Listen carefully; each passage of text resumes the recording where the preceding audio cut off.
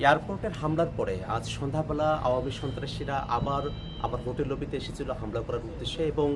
সে সময় যুক্তরাষ্ট্রে অবস্থানরত এনসিপির সদস্যরা এবং আবার শুভাকাঙ্ক্ষীরা তারা তাদেরকে প্রতিহত করেন এবং পুলিশের সঙ্গে যোগাযোগ করেন। পরবর্তীতে পুলিশ ইনভেস্টিগেশন অফিসার তিনি প্রিসেক্টে এসে মামলা দায়ের করার জন্য আমাদেরকে পরামর্শ দেন। তারই প্রেক্ষিতে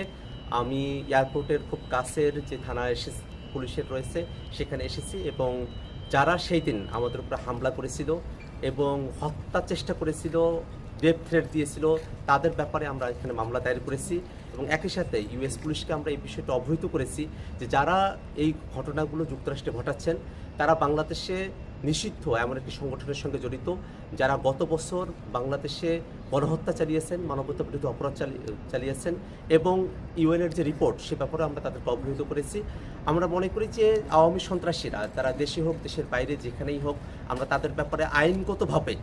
যে প্রতিকারের ব্যবস্থা সেটা আমরা গ্রহণ করব এবং আমরা এই কথা বিশ্বাস করি যে আওয়ামী সন্ত্রাসীরা তারা যত ধরনের অপরাধ করেছেন সেই অপরাধগুলোকে আইনগতভাবেই নিষ্পত্তি করা সম্ভব এবং আওয়ামী লীগ তার সন্ত্রাস নিয়ে বাংলাদেশে আর ফিরে আসার সুযোগ পাবে না।